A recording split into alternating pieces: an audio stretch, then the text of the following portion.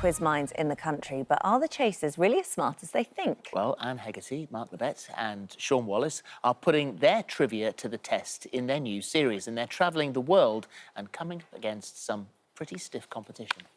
And we're joined now by Anne, Mark and Shaun. Good morning to all of you. Thank you for being here today. And this is such a brilliant idea for a show, actually. And you guys know each other seriously well because you spent an awful lot of time with each other over the years, but never quite in such close proximity in the back of an RV. Shaun, how did you find it? Exhilarating. Mark's driving was a bit suspect at times, but that's because of the fact that he was driving a very big RV on a road that he wasn't really familiar with. But he was really, really good. He really handled it well, and I placed my life in his hands. So, Mark, how come it ended up being your responsibility to drive? And Anne will come to you in just a moment. They said, you're driving it, and they gave me about 2 minutes out in the parking lot, and then off you go. I've driven minibuses, both left and right-hand drive, all the years as a teacher, and the odd 7.5 to 7-tonner. But that was just a whole different beast, if you pardon the pun. It cornered like it couldn't. Right, which is why Anne was so unsure about the whole thing. Anne, how did you feel about his driving? I hadn't really taken on board the phrase RV. I think I thought in terms of, sort of, as Mark says, a minibus. Or something like that. And we came out of the hotel and I just took one look at this thing parked on the curb and I went, nope, sorry, I am not doing that. That is a coach. I do not have an HGV license. And they all said, well, you don't need one. And I'm so like, not the point. There's a reason you Whose phone is that? Bradley Walsh, I think. He's going, oh, you three. Do you want to get it? Oh, it's stopped now. Just gone to the voicemail, sorry. That's all right. So, Anne, we've talked to you in the past about your, during lockdown, actually, one of those people who thought, I won't mind this, actually. I not massively need to be sociable and go out with people. I quite like my own company. So this would have been a bit of a stretch for you, wouldn't it? What, going to Japan and America? And yeah, it kind of was. It's not really the sort of thing that I would have expected to do. Mm. Well, the whole premise of the show is to kind of test how smart you really are. And you did that, man versus machine and animals. And in tonight's episode, there's a moment when you compare your intelligence to an ape. So how did this work then? So you were kind of testing, that you sort of had to remember a series of symbols. Is that right, Mark? Yeah, I mean, Kanzi is kind of like the Einstein of the primate world and really is a prodigy.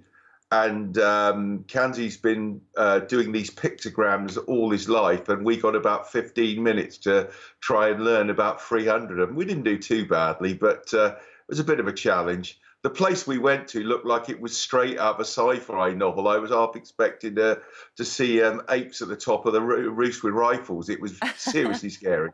And so, did he beat the chaser? He beat me. He did. I think he got 30 out of 30, and we got about 17 or 18, each of us. And Shaun, what about the... Oh, sorry, Anne, go on. Kanzi has been learning these symbols for years and years, and we had like half an hour. Yeah. Yeah. But well, one of the things, Anne, looked like you might have enjoyed actually was the dolphins. Yeah, I mean, it wasn't so much the dolphins. I enjoy swimming in open water. I'm sorry everyone had to see me in what the Daily Mirror insists was a bikini. It was not, in fact, a bikini. And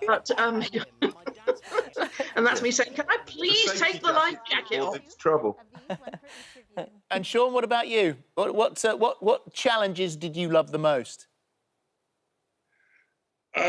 I suppose one of the challenges was taking on, you won't see it tonight, obviously, but taking on a young prodigy who knew everything there was to know about the brain.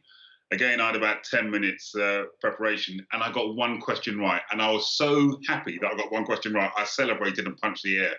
But it was a fantastic experience working with Anne and Mark, taking ourselves out of our sort of quizzing comfort zone. And honestly say, I had a fantastic time with the two of them, and I'd do it again in a heartbeat. Oh, and Anne, I mean, you also took on an incredibly intelligent child, one that this time was a genius, especially in the game of Scrabble. How did that end up going?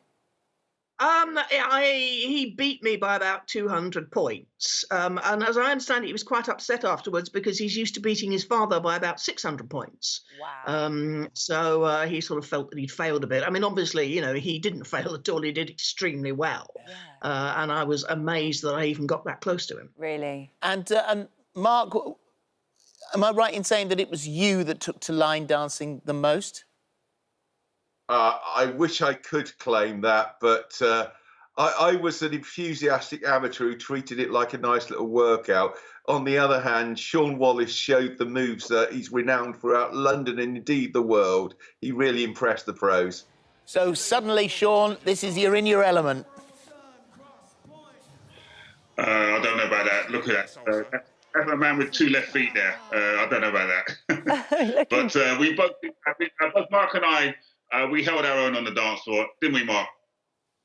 Well, we did, and they kept bringing along a supply of a local drink. They wouldn't tell us what was in it, but it was quite nice. And not your thing, Anne, line dancing? Not my thing, no, especially if I'm not given, you know, a chance to practice it in advance. No, dancing generally, not my thing. Fair enough. And do you think your time in the jungle sort of was a good preparation for things like this? Do you think it sort of helped prepare you in some way? I spent my time in the jungle thinking I'm never going to do anything like this again. So, I mean, I guess, you know, it was preparation in that regard. They didn't sort of actually drop mealworms on me. No.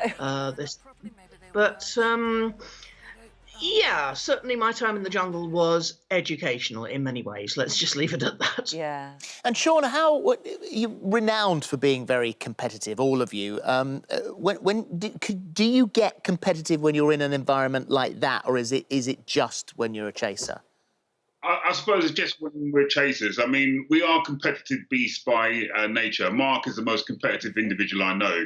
And you're going to see that, especially when we do the IQ test, where his score was sort of off the charts. And he let everybody know about it. But I myself, I'm just as competitive as everybody else. But when we were on that journey together, it was about us bonding together and actually learning about different aspects of intelligence. So there was no sort of competition. Well, not for my part, anyway. Yeah. Well, it's a great show. Also, the other brilliant show, Beat the Chasers, which did extraordinarily well. Hopefully that will return later on in 2021 as well, I'm assuming. Let's hope so. Yeah, fingers crossed. Yeah, definitely. Thank you, guys. Thank you. It's always lovely to talk to you. Chasers Road Trip starts tonight at 9 on ITV. Thank you. Take care, guys.